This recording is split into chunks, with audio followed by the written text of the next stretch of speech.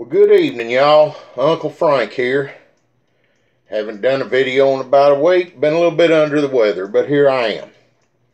We're going to talk about a serious subject tonight. I'm going to give you my opinion. If you like it, you do. If you don't, you don't. It's my opinion. Welcome your comments. But here we go. As you know, I live in the state of Arkansas, and as you've probably heard, even if you don't live in Arkansas, we executed a man a few days ago, and by we, I say we, the people of the state of Arkansas. We have 7 more scheduled over the next couple of weeks, I guess. The reasons why they are doing all these at once is basically their supply of drugs for the lethal injection is nearing its expiration date, so they want to use it, get their use out of it. Whether that's a good reason to schedule this many or not, the fact is, most of these guys have been on death row 20 plus years. The newest one was put there in 2000. So, I mean, it's not like they've only been there a few years. That's neither here nor there. Let's talk about the death penalty. And it's a pretty polarized subject. The people that are against it will argue that it is basically revenge. It serves no purpose. It deters no crime. And it's barbaric. The people who support it say it is justice. It is biblical almost in the old eye for an eye, and it is a necessary act to deter violent crime. Now, first of all, everyone in prison is innocent, okay? These 8 men, and that includes the one executed a few days ago. These men all had their day in court. They were tried by a jury of their peers under the law. There was sufficient evidence to not only find them guilty, but to have found them guilty of a crime so terrible and heinous that warranted the death penalty. And that's not handed out easy. Very few murder cases are tried for a death penalty. It is far easier to get a life without parole or a 25 or 30 year to life sentence than it is to get a death penalty in most cases. So prosecutors they don't just go for those on a whim. It's because they feel the crime is so terrible that it warrants that person being eliminated from society permanently and having their life ended. Now, let's look at those against, and I'll make an argument for them. They say it is not a deterrent. Well, they're absolutely right. There's absolutely no person who's ever decided that they're going to commit a crime that could get them the death penalty that stopped and said, you know, I better not do that because I might get the death penalty. Classic example. Back 200 years ago when pickpocketing was a capital offense in England and in the early days here in the colonies. The greatest cases, the greatest amount of pickpocketing was done at public executions. These people were carrying out a capital crime while someone was being executed for a capital crime. Big deterrent. It's never slowed anybody down because most people are convinced they're going to get away with the crime or they're not going to get the death penalty. So you're right, it's not a deterrent. Is it cruel? No, not the way we do it now. We've used many forms of execution over the years here in the U.S. Some were barbaric in ways. Hanging, if done correctly, is instantaneous and probably relatively quick and painless.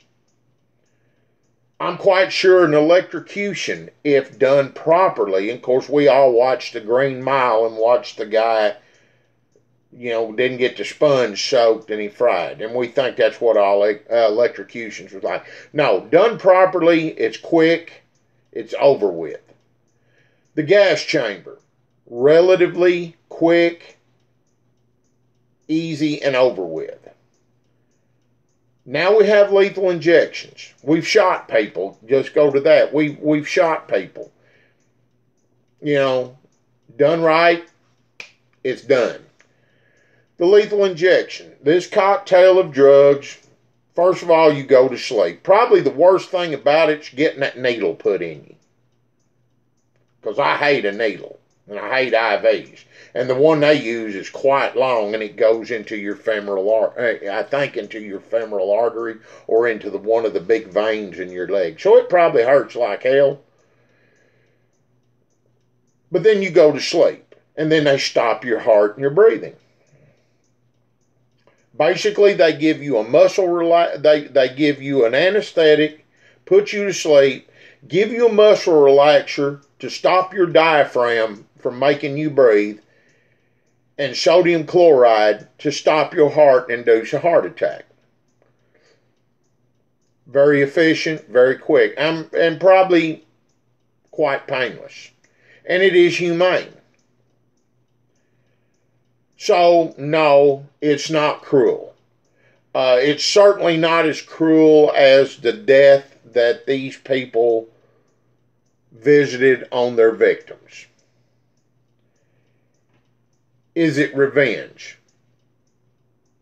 Well, yes, of course, in a way it's revenge. We're basically helping the loved ones, the families, and the friends of these victims get revenge on the persons who killed them. It is what it is. We live in a society of law. The death penalty has been around since the beginning, probably since once the cavemen started forming communities, they put people who did terrible things to death. And yes, the death penalty has been abused over the years, but your argument that it's cruel, that yeah, it does, but in the end, it doesn't help. Now, let's argue for. And it may sound like I already am.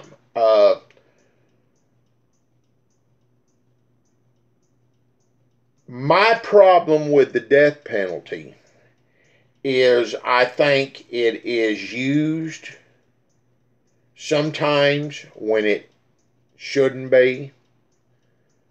And I'm fixing to make some people mad on that because, quite frankly, I do not think that just because a person killed a police officer, it should be an automatic death penalty. I'm sorry, that police officer's life is of no more value than any other person's. But basically, if the cop's chasing him in a high-speed pursuit and he rolls his police car and gets killed, they can charge that guy that he's chasing with capital felony murder of a police officer and go for the death penalty. Whereas if he causes me to have a wreck, roll my car and kill me, doesn't matter what he's doing, more than likely he's going to be charged with a manslaughter charge. And I don't think it's used where it should. I think, quite frankly, if you are a grown man and you rape sexually assault, whatever in that form, an elderly person, a mentally incapacitated person, I'm not politically correct. I don't like the R word. A mentally or psychologically incapacitated person, or a child, then quite frankly, I think you get the death penalty. Because I think you're incorrigible and you cannot be rehabilitated. And if you cannot be rehabilitated, if you are incapable of being rehabilitated to come back into society, then you get the death penalty. I think the way we carry it out is far too drawn out and inefficient. It's quite frankly, if you are sentenced to death for a heinous, terrible crime, your case should immediately be reviewed by a state level appeals court. If they decide you get a new trial, you get a new trial. If not, it goes to the state Supreme Court. And I'm talking about quickly. I'm not talking about months or years later. I'm talking about quickly, automatically. It's looked at. The evidence is looked at. That's your appeals at the state level. Then it goes to the U.S. Appeals Court, the Federal Appeals Court, and it's looked at. If it's passed by them, then it goes to the U.S. Supreme Court. All of this could be done quickly, efficiently, and within 3 years at the most. And then as soon as those appeals are done, you send a letter and ask the governor of the state if he will commute your sentence. If he says no, you send a letter to the President of the United States. And if he says no, you have now exhausted all of your options, and it's time to set a date for the execution and be done with it. There's absolutely no reason for anyone to sit on death row for 20 years at the expense of probably $50,000 a year, because it costs way more to maintain someone on death row than in general population. Excuse me a minute.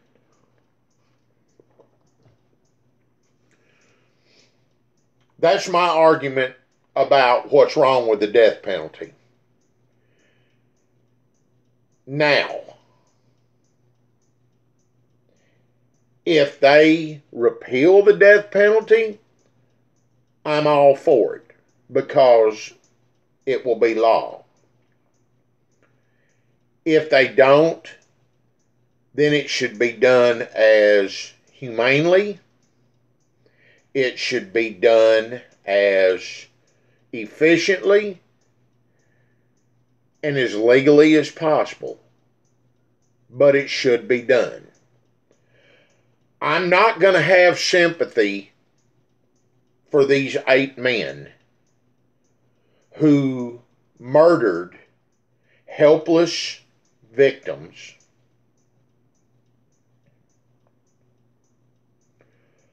who committed terrible acts of violence and who have clearly been judged incorrigible and unable to be rehabilitated, and their acts warranted death. I'm not going to feel bad for them. I'll feel bad for their families. But basically it comes down to it.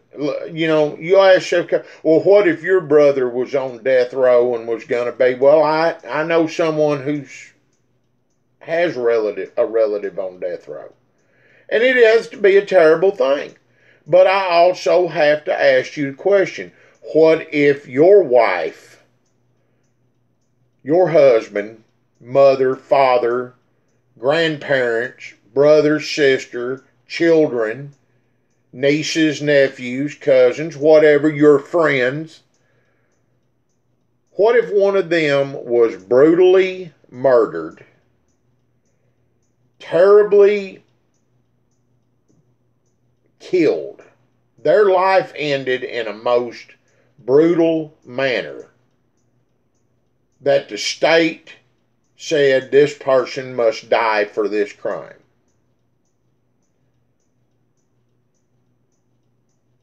I'm sure there's some that would still say, well, I just don't believe in the death penalty. I'd want them put in jail for the rest of their life. But for the most part, you would say, I want that person dead.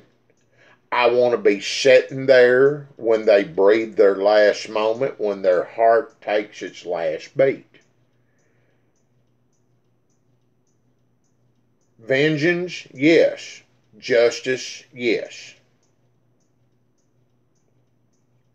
Terrible that we are in a world where we have to take a human being's life because we judge them so terrible that they cannot be allowed to breathe God's good air anymore.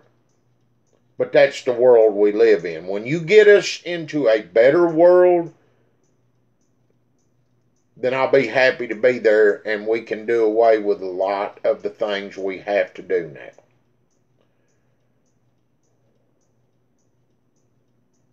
I'm not, some people are so polarized, they go exact opposite. Well, no death penalty, no matter, I don't care if they rape a 90-year-old woman and bludgeon her to death and cut her up into little pieces. They don't deserve to die. Then you've got the others that are like, well, I don't like it because we take it so easy. We ought to bring back drawing and quartering, burning at the stake. We ought to use the guillotine or cut their heads off with a sword, or, we need to make them suffer like they made their victim. When you do that, then it is revenge. And that's a human trait. We tend to want to do terrible things to those who do terrible things to us or others we know or love. What makes us good humans is when we can carry out justice in a way where we say to that person, yes, we are going to kill you for what you did, but we are going to take your life in as painless, quick, and easy a way as possible because we are better than you. We want you to go to your death knowing that we are so much better than you. We will not kill you painfully. We will not invoke the terror in you that you invoked in your victims. That's what makes us better than you. That's why you are going to die and we are going to go on and live.